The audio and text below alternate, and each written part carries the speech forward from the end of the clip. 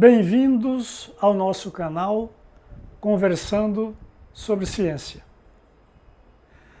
As concepções de Einstein sobre espaço e tempo, matéria e energia e gravitação tiveram, do ponto de vista conceitual, o efeito de um terremoto nos domínios da física e da cosmologia, uma vez que destronaram a teoria mais bem-sucedida, a teoria mais universal, a teoria que mais resistiu com êxito a testes rigorosos e que unificou a mecânica terrestre de Galileu com a mecânica celeste de Kepler e, finalmente, demoliu a autoridade monolítica de Aristóteles.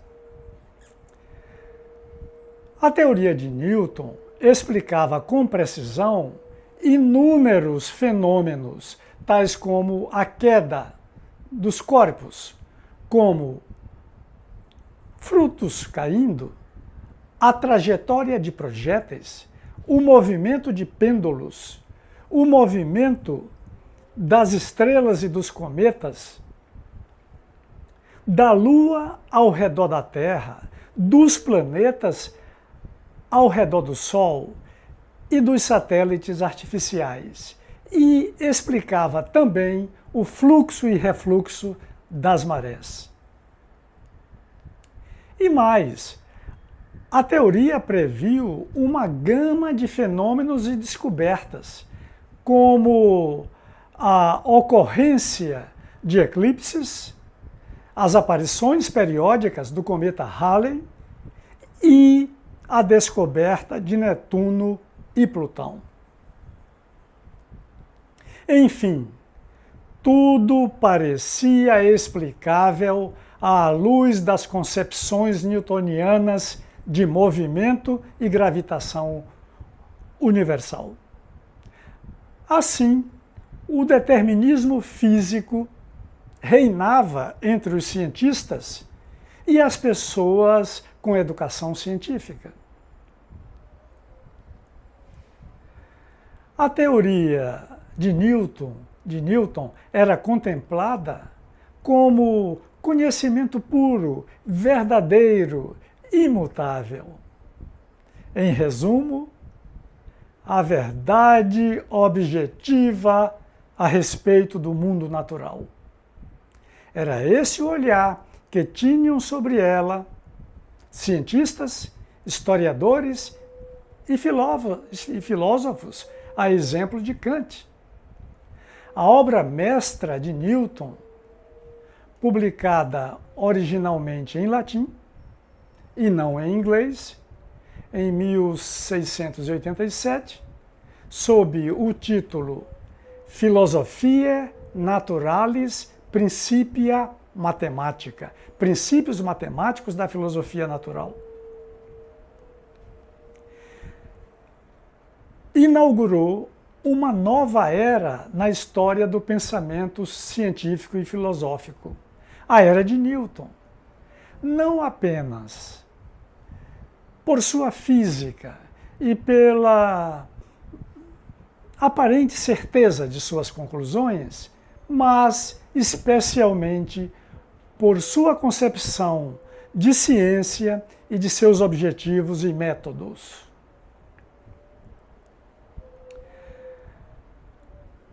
Aqui devo dizer que os físicos muitas vezes se referem a essa obra simplesmente como Principia, ou os Principia. Lembremos que na época de Newton, a ciência ainda era considerada parte da filosofia natural. O clima intelectual que girava em torno da obra do grande mestre foi bem descrito no epitáfio em seu túmulo, de autoria do poeta britânico Alexander Pope. A natureza e as leis da natureza ocultavam-se na escuridão. Deus disse: faça-se Newton, e tudo foi luz.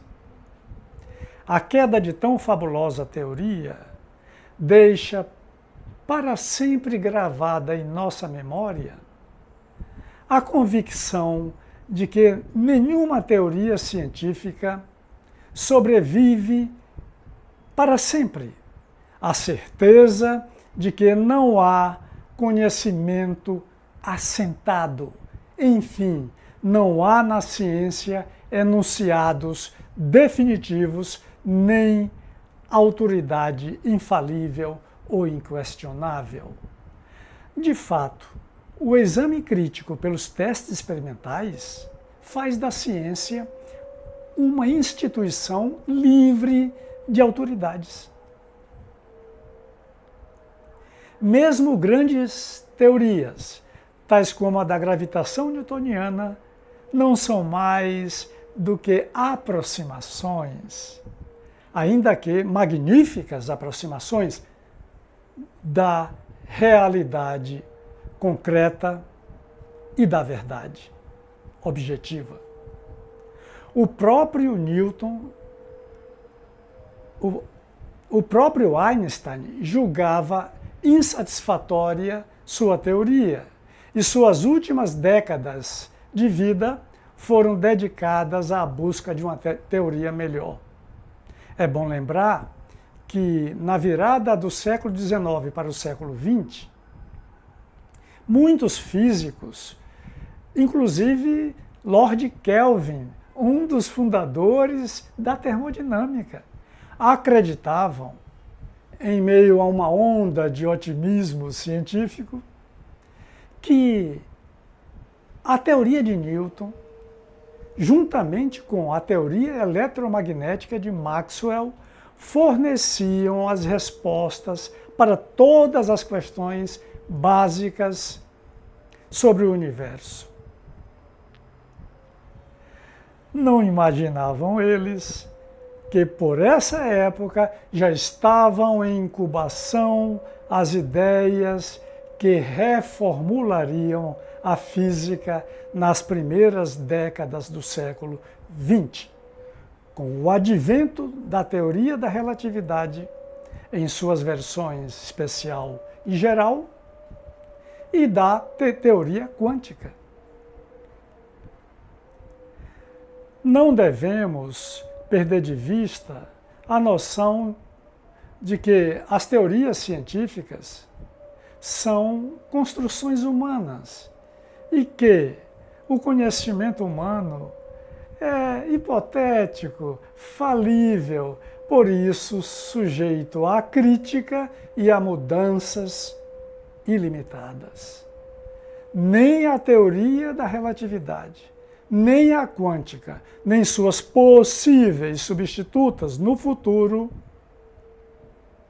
representam ou representarão o estágio final do conhecimento científico.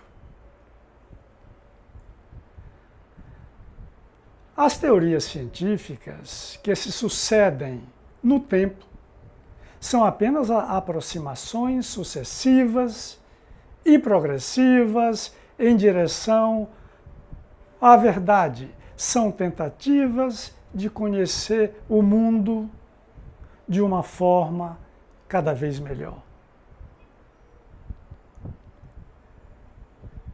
Qualquer teoria científica, grande que seja em sua capacidade atual de explicação e previsão, pode se revelar falsa um dia em